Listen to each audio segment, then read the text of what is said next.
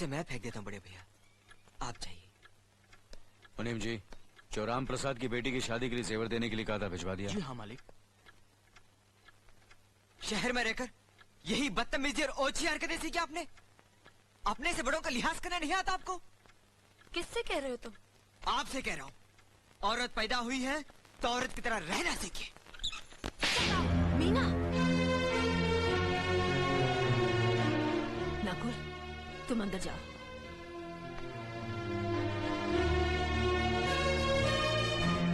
पागल हो गई हो तुम? औरत होकर एक मर्द पर हाथ उठाते हो? इतनी ऊंची घराने की बहू होकर ऐसी नीच हरकत, शर्म नहीं आई तुम्हें? कौन सा ऊंचा घराना? ये यहाँ सिर्फ एक आदमी राजा है और बाकी सब उसके गुलाम। मीना, चिल्लाइए मत। आप मेरी सास नहीं है। जिस तरह आप इस घर की बहू है वैसे मैं भी हूँ। बहू हो तो बहू की मर्यादा में रहो। मर्यादा की रस्सी में तो आप जैसी जाहिल और गवार औरतें बनती हैं। मुझ जैसी पढ़ी लिखी मॉडर्न जमाने की लड़की नहीं। Uneducated idiots. Excuse me. I'm not an illiterate.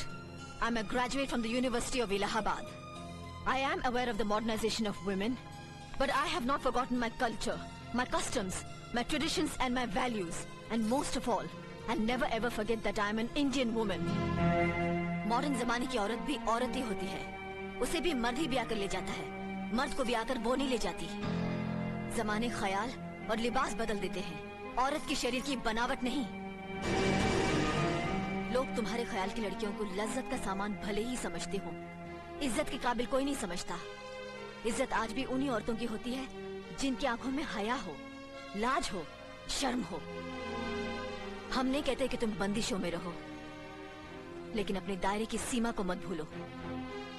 लड़की जब अपने माँ बाप के घर होती है तब उसके कांधों पर अपने ही घर की इज्जत का बोझ होता है, लेकिन जब वो बहू बनकर ससुराल जाती है तब उसके कांधों पर एक नहीं 2 परिवारों की इज्जत का बोझ होता है। आज जिस तरह तुमने नकुल को तमाचा मारा है, अगर उसी तरह उसका भी हाथ उठ जाता तो तुम्हारी क्या इज्जत रह जाती? कभी सोचा तुमने? क्या बात है मीना?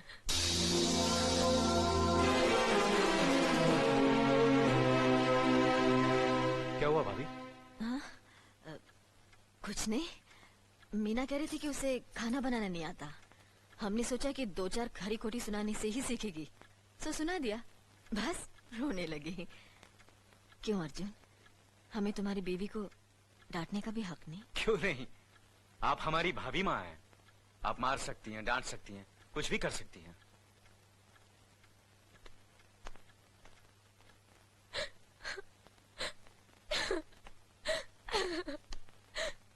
मैंने भूल की जो मैं लोगों के बीच आ गई।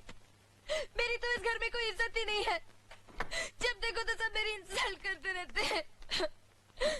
मैं कब से रो रही हूँ, तुम पूछ भी नहीं रहे हो कि मैं क्यों रो रही हूँ। बेकार हो रही है तो कौन पूछेगा? अच्छा, तो मैं तुम्हारे लिए और इस घर के लिए बेकार हो गई हूँ। अरे बेकार तो तुम हो गए अपने परिवार के बीच में रहकर। मैं कब से बोले जा रही हूँ और तुम हो के सुन ही नहीं रहे हो। इंसान की चीख सुनकर लोग शुभ अशुभ का विचार करते हैं, लेकिन जब मेंढकी को जुकाम होता है उसकी चीख की कोई परवाह नहीं करता। ये मत भूलो कि जब मेंढकी चिल्लाती है तो आंधी और तूफान आते हैं। आंधी और तूफान आएंगे तो उसका नतीजा तुम्हें ही भुगतना पड़ेगा। तो फिर ठीक है, अब मैं तुम्हारे साथ तब भी रहूंगी जब तुम मेरे साथ मेरे डैडी के घर रहोगे।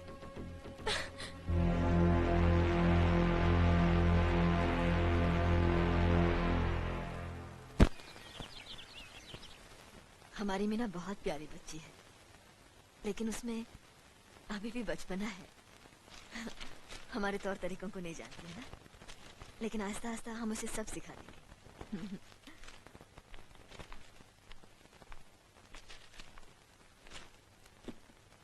बड़े भैया, ये अपने घर जाना चाहती है। जाना भी चाहिए। 4-5 महीने हो गए, मायके की याद भी आती होगी इसे। और अर्जुन, तुम्हारे ससुर जी तुम्हें कई बार बुला चुके हैं। तुम भी कुछ दिनों के लिए हो आओ, तुम्हारा मन भी बहल जाएगा। अगर ये वापस लौटने के लिए जा रही होती तो मैं जरूर जाता, मगर ये तो हमेशा के लिए इस घर से जा रही है। कैसी बातें कर रहे हो? अगर तुम दोनों के ख्यालात एक दूसरे से नहीं मिलते तो इस मामले को घर की 4 दीवारी में बैठकर आपस में सुलझा लेना चाहिए। बहू शहर की पढ़ी लिखी लड़की है, उसे गांव के रीति रिवाज के बारे में क्या मालूम?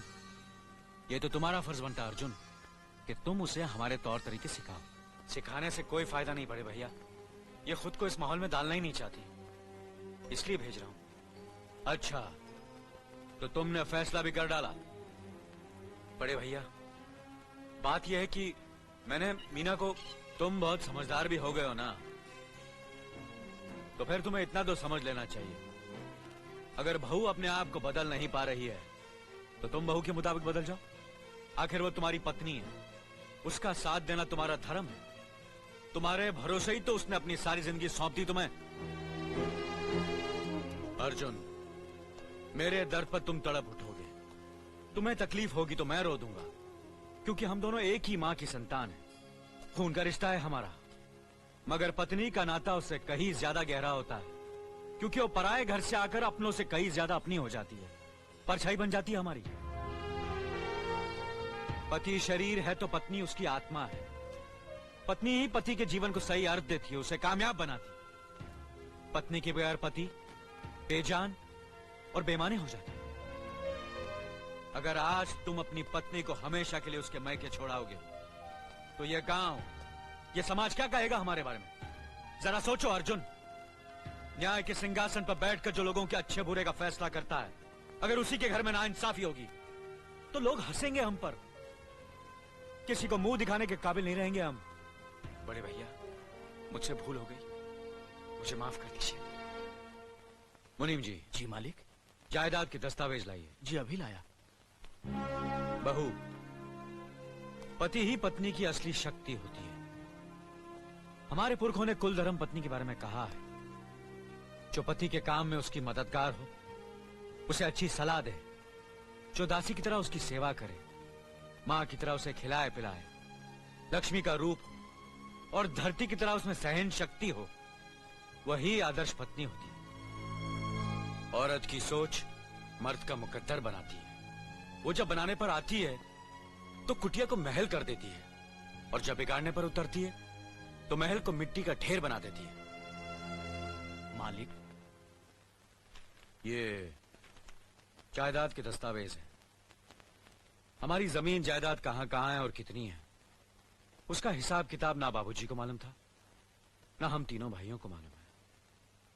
बहू, तुम पढ़ी लिखी हो, आज से इसका हिसाब किताब तुम देखोगी। लक्ष्मी जी। अपनी चाबियों का गुच्छा और ये कागजात बहू को दे दो।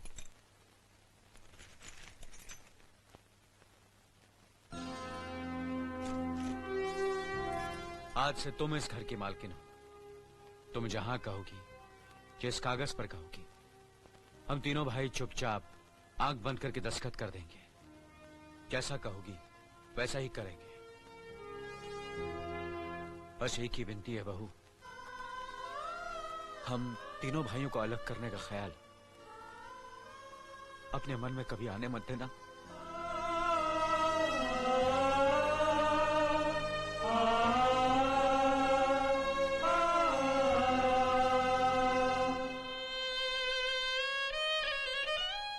बहुत अच्छा किया तुमने बहू, बहुत अच्छा किया। इनकी आंखों में आंसू देखने की हमने सपने में भी उम्मीद नहीं की थी, लेकिन तुमने हमें दिखा दिया। बहुत अच्छा किया तुमने, बहुत अच्छा किया।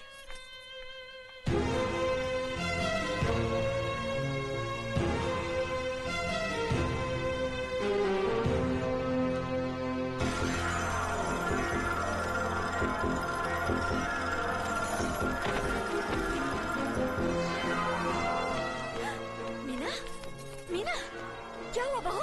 मीना, मनी जी जल्दी से डॉक्टर को बुलाइए।